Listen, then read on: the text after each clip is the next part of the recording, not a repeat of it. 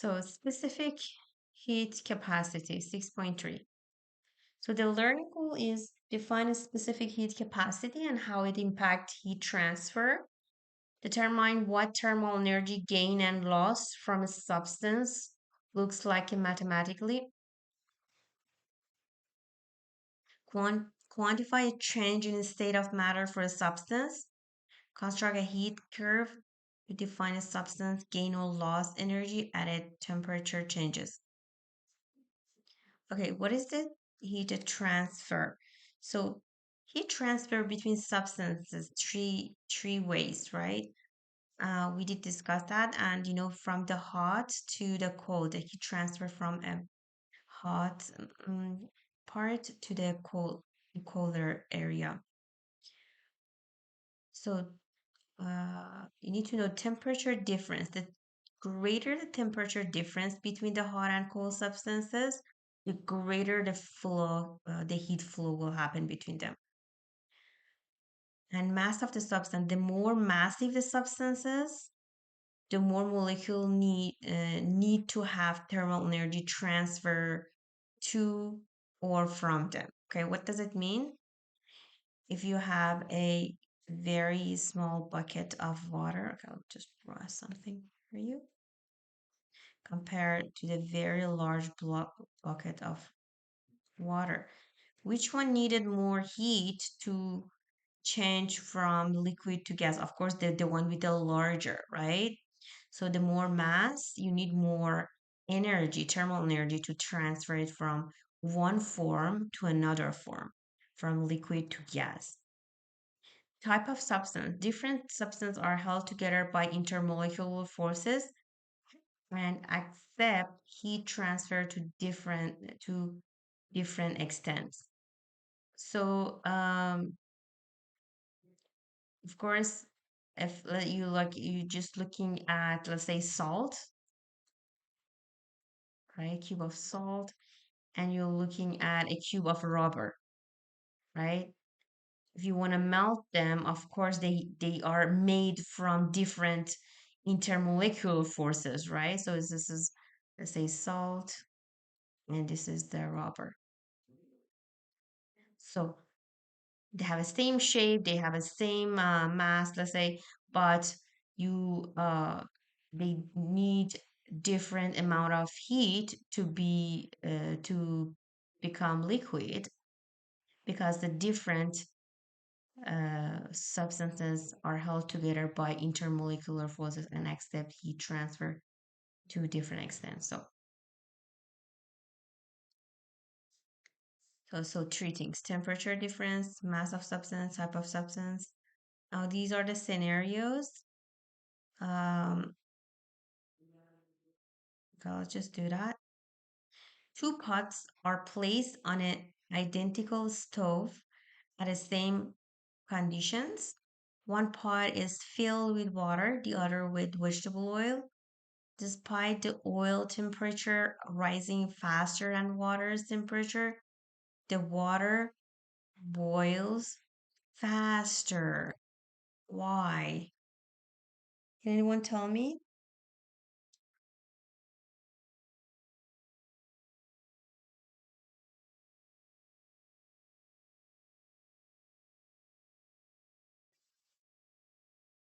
So it depends on the heat capacity.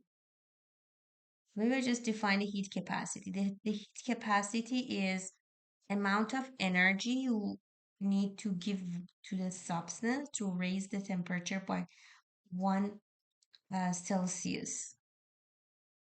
Okay, here is the unit for heat capacity is joule kilogram Celsius. Let's just look at the unit for the heat capacity and say the definition again. The amount of the thermal heat is joule, right?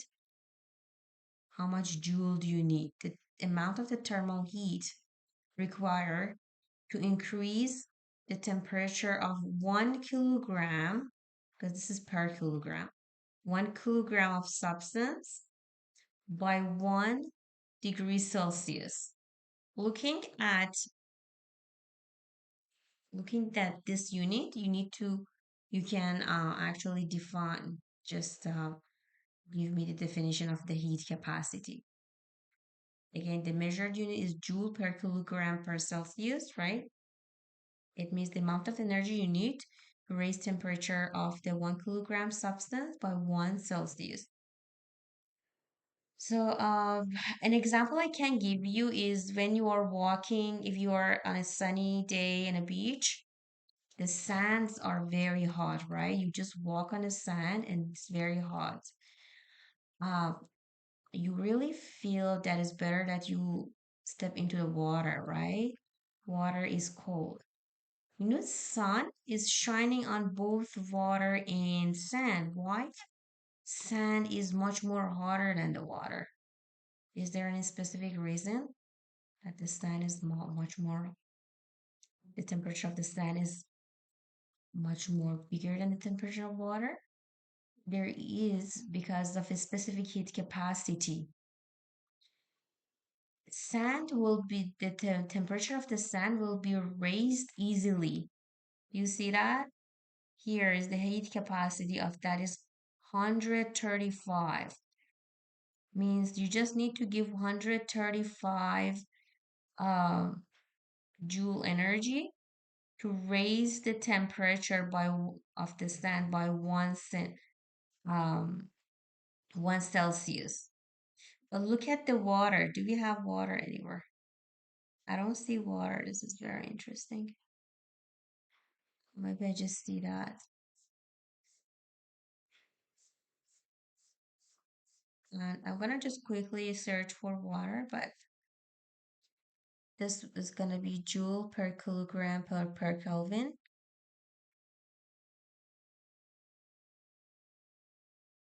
Heat capacity of water. Heat capacity of It's 4.184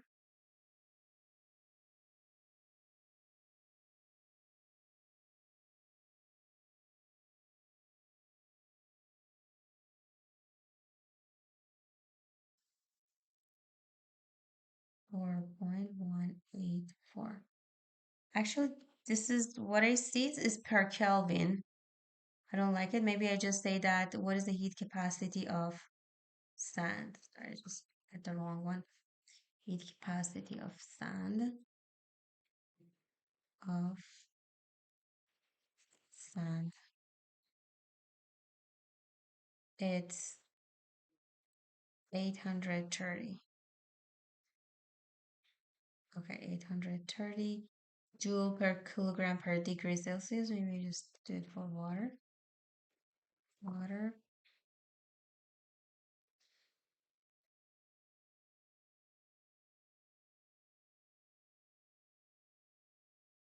For water is 4,184. 4,184. Okay, so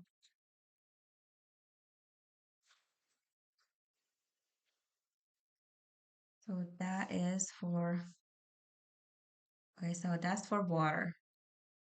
I call it C, heat capacity of water, and heat capacity of sand is 830. So it's joule per kilogram per degree Celsius, and here again joule per kilogram per degree Celsius.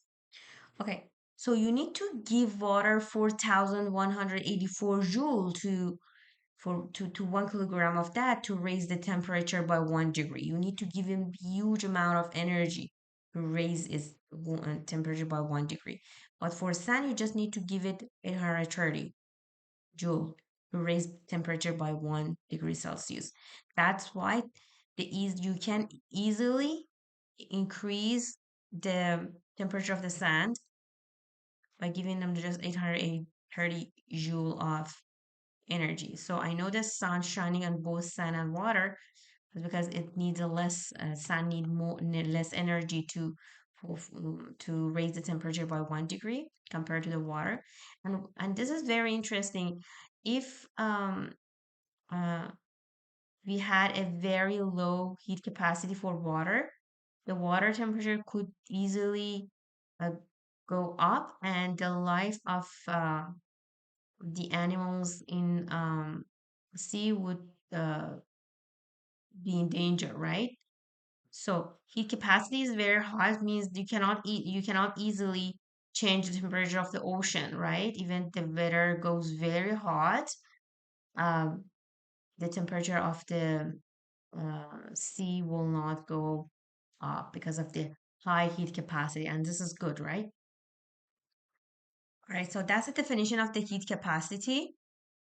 As you see, for different substances, we have a different heat capacities, and this is the equation.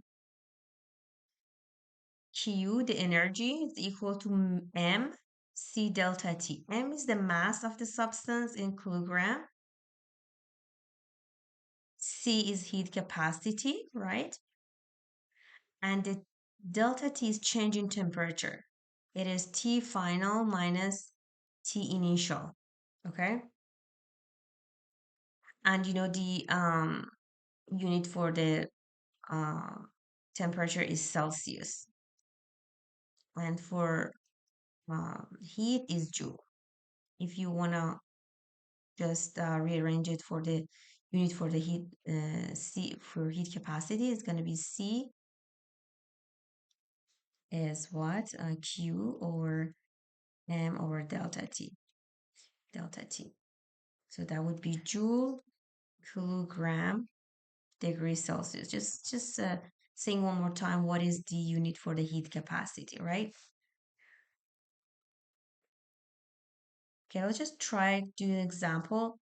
How much heat energy is required to heat 1 kilogram piece of copper from 25 degree to 66? So that's the M, is 1 kilogram. This is my T initial, and here is my T final. Knowing the equation is Q is equal to MC delta T. The M is 1 kilogram. So for copper, I need to, because this is a copper, right? I need to look at the chart. Here is red copper. Okay, here, 390. It is 390. So the unit is joule per kilogram per degree Celsius. Multiply by T final is 66 minus T initial is 25. This is change in temperature. It's 390. So kilogram cancel. I know this is Celsius. Celsius cancel, and I left with joule, right? So 390 multiplied by uh, 41. I need to use the calculator. Excuse me. Yes, So for the chart, doesn't it say per Kelvin? I know, but I kind of I believe this is the unit is wrong because I checked for sand. It was Mhm. 830. That's why I just assuming that would be joule kilogram. If I want to give you this in test, I'm gonna make sure that this gonna be a right one. Okay, cool. Yeah, I Thank you. didn't. Yeah. Uh-oh. So it's 390 multiplied by 41.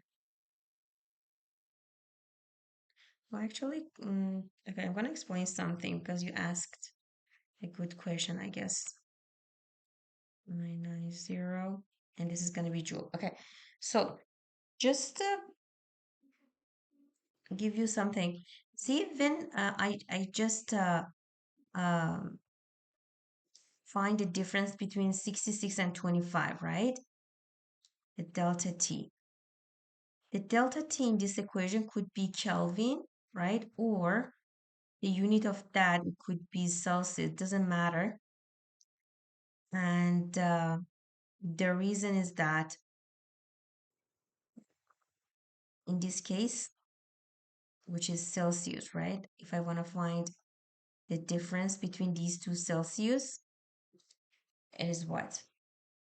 66 minus 25, right? That give me 41. But let's just turn them to the Kelvin. Kelvin is 25 plus 273. And here in Kelvin, so that would be initial. Final is 273 plus 66. Let me just see. Oops.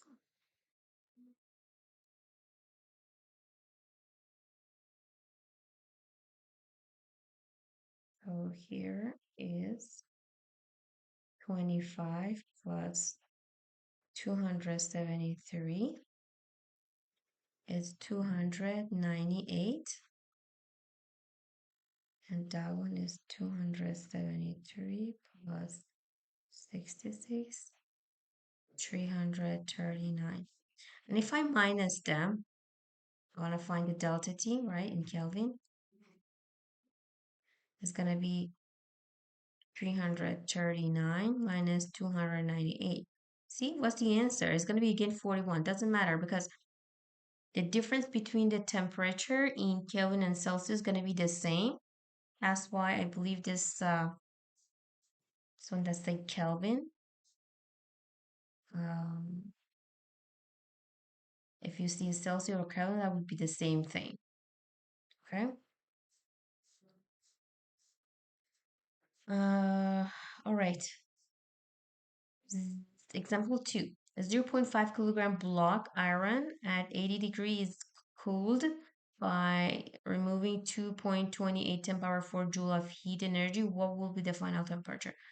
Okay, again, Q is equal to M C delta T. Q is 2.28 10 power 4 joule. Mass is 0 0.5 kilogram. C, I need to look at iron. Iron, where is iron? Here, 450. It's 450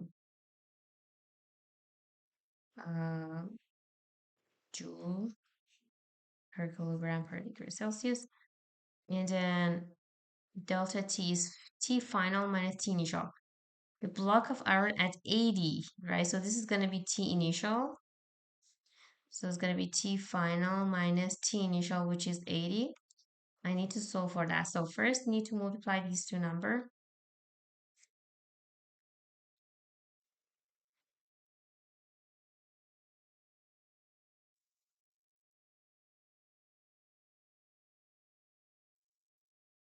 Okay, I'll just give me a second. I need to get my calculator. It's just gone. Okay, it's here. Maybe I just move this one to the other side. That's just as easier, I guess. Here is 2.28 10 power 4 divided by 0 0.5. And here is 450. Here is T final minus 80. I move the 80 to the other side. First, I get this 2.28 divided by 0 0.5 divided by 450 and divided by power 4 is 1.3 is TF minus 80. Just rearrange for T final is 1.1.3 plus 80.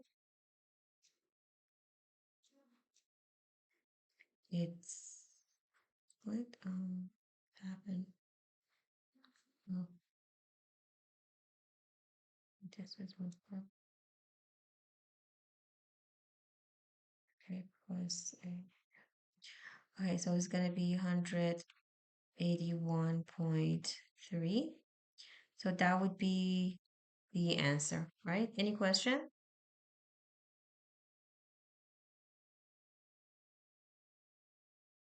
All right. Miss, I have a question. Mm-hmm. How did you know that The Q was Mhm. 2.28 times 10 to the power of 4.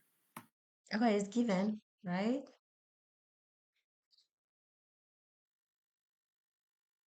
Yeah, but like, I mean, like, how do you know that's like the energy transferred kind of thing? So it said cooled by removing this amount of energy, means this is heat transfer, right? Is that when the change in temperature happened, means some heat is transferred, and how much it was, it's given. Okay, you got it, or you want to ask more?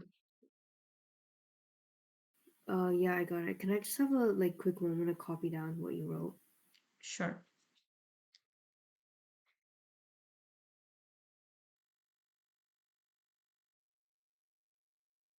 Okay, I'm good. Thank you. Thank you. Okay, so okay. Every substance requires some energy to be heated based on the mass. Of course, more massive object need more heat, right? The heat energy will be positive when heating, and you increase the temperature. Maybe I just explain it by equation. So delta Q is M C T final minus T initial, right? If you're raising the temperature, T final gonna be more than T initial. So this whole thing is positive. So Q will be positive. If you're heating, TF is greater than T final is greater than T initial, so it's going to be positive, so Q will be positive. But if it is cooling, means T final is lower than T initial, so that bracket is negative. That's why the Q is negative. So when cooling, the heat energy transferred is negative inside. 6.4, states of matter and changes of a state. Now,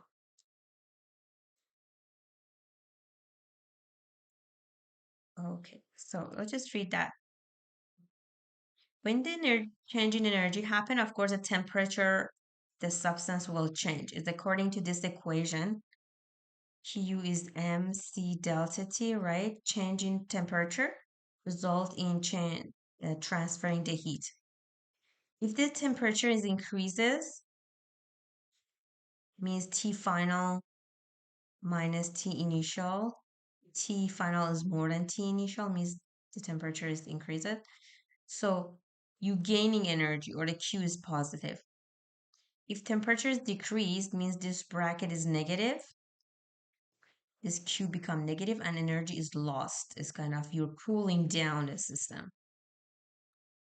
But what about the change in the state? This is happening when you are raising the temperature or cooling down. Let's say you have a water, you want to heat that, right? So from 90 degree to 95, for instance, or from, let's say, 20 degree to 90 degree, right?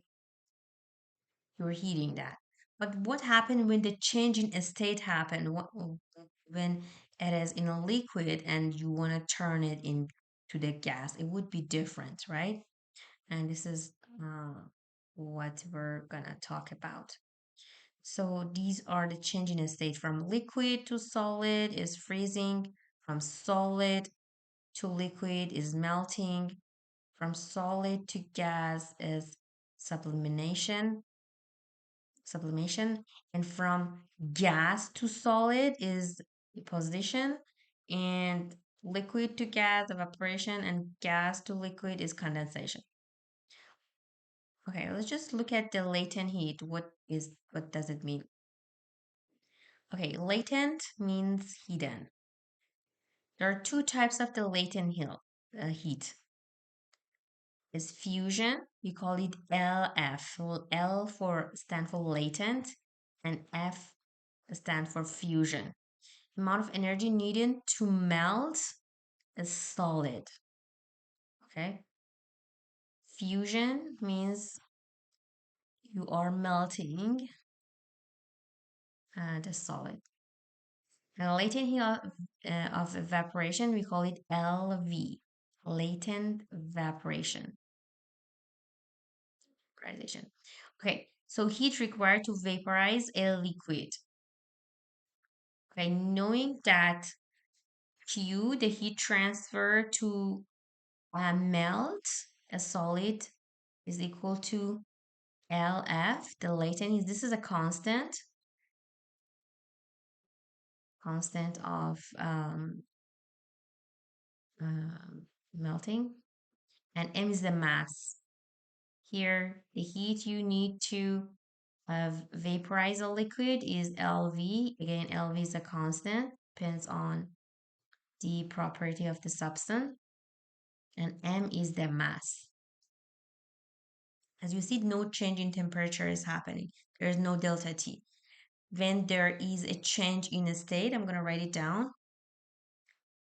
Change in a state, there is no temperature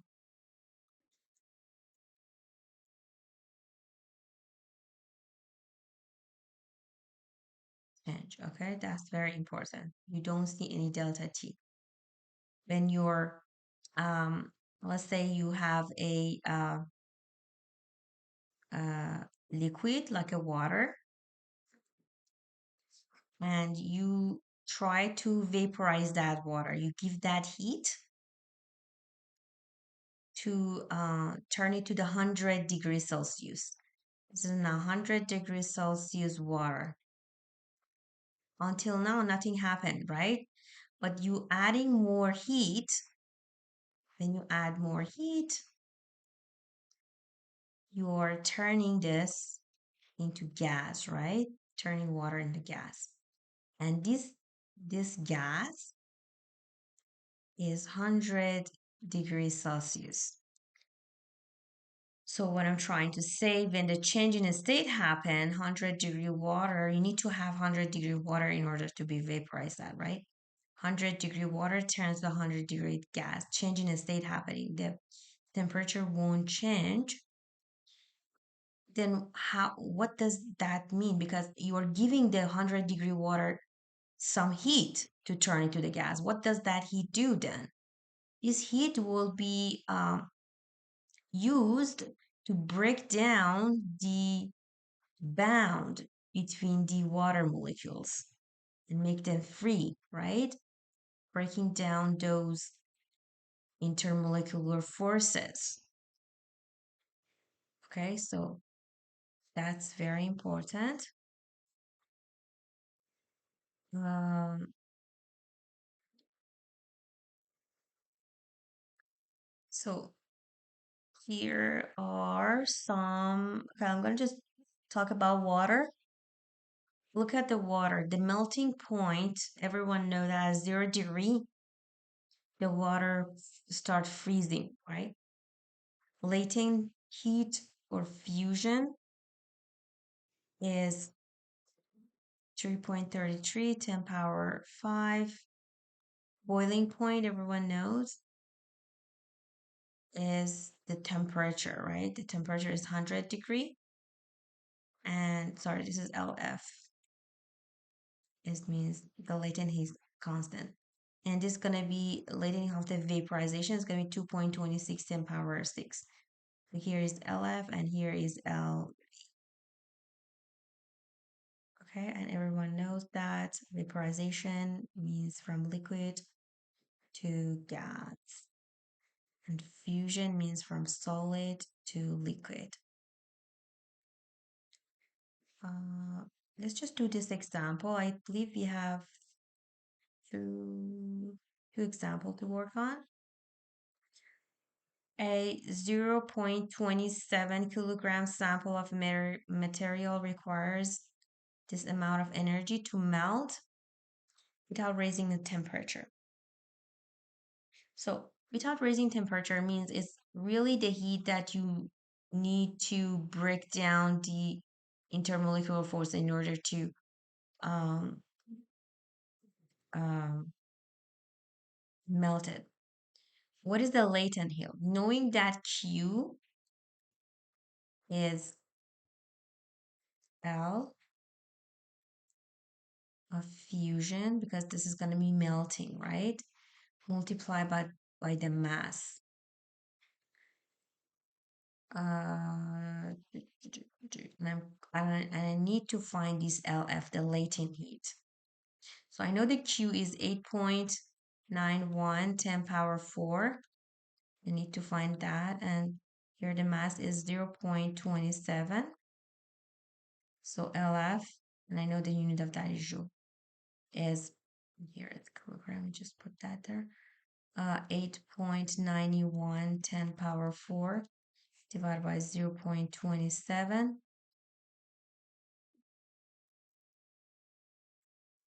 8.91 divided by 0.27 is 33. 10 power 4, the unit gonna be joule per kilogram, right? And that's the latent heat fusion for this material. And based on that latent heat, we can determine which substance is that. If you just look at this LF, if I want to just guess what is this substance, I would say that's the closest to this. It's going to be lead. Now, this is heat curve. Let's just understand what does the heat curve means. It could be for any material, but I see this gonna be for water. See, at 100 degree is boiling, at 0 degree is melting. Point is ice. Okay, what happening? Let's say you have an ice. Just make it bigger.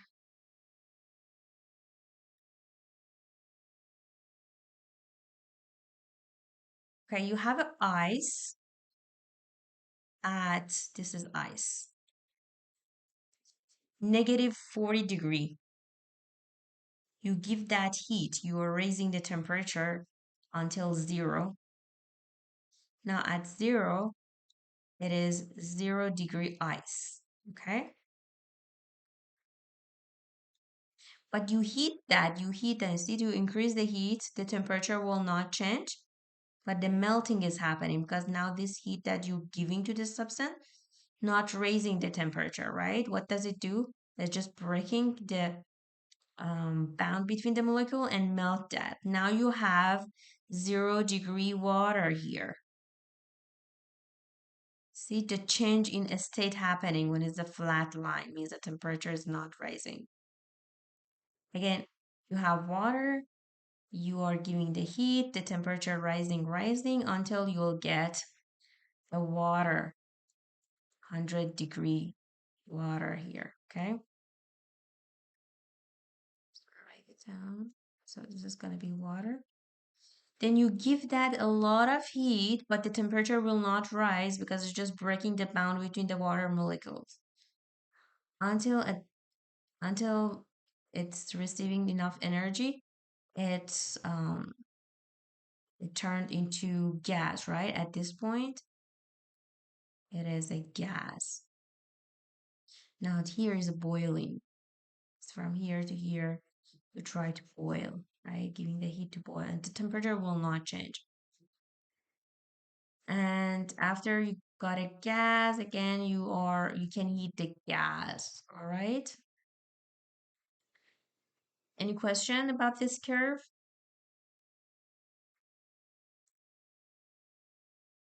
Okay, doing the last question. How much heat gained when 0.3 kilogram water goes from negative 10 to 50? So we cannot do that easily. We need to really understand what is happening. From negative 10, I can get this one to the 0 because this is 0, negative 10 ice, right? Going to the 0 ice. And after from 0 ice is to go to 0 degree of water. And from 0 degree of the water, you can heat it until you go to the 50 degree of water. I need to break it down because there is some change in the state happening. From here to here, I can say that Q is mc delta T.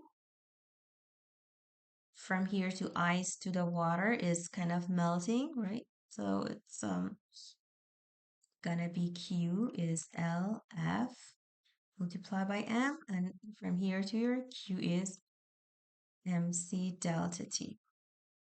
Again, C of water is different than the C of ice. Make sure. So I need to find all of these Q's, Q1, Q2, and Q3, and add them up to find the total energy needed.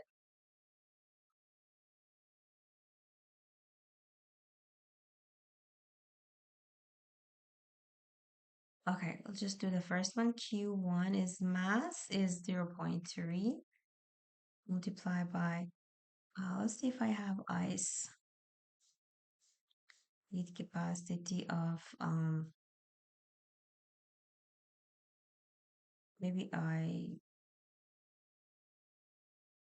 just search to see heat capacity of ice.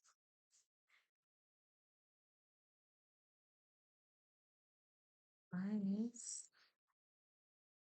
is 2 point, actually it should be kilojoule, is 2108. It's 2108.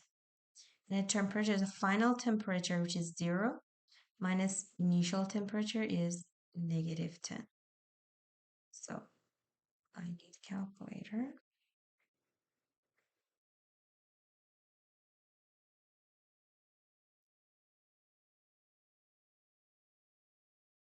0.3 multiplied by 2108 multiplied by 10. Okay, so it's gonna be 6,324 joule. Now Q2 is LFM. Looking at this,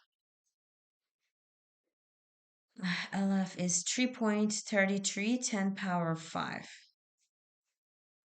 3.33, 10 power 5 multiplied by the mass is 0.3.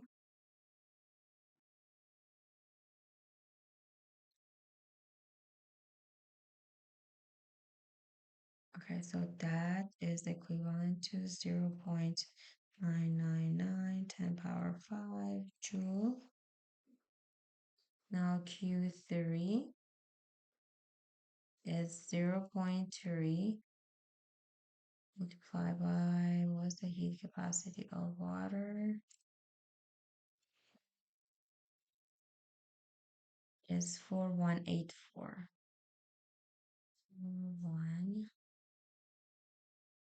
4184.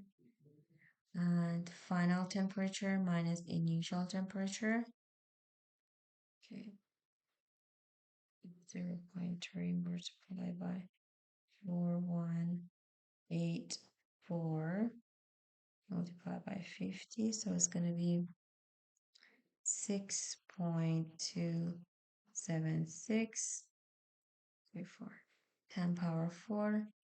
You just add all plus 992 plus 6324.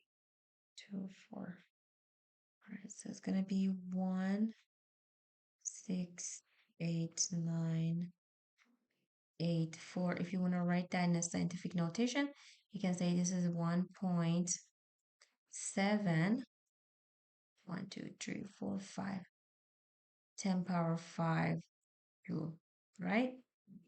Any question? That was the last part.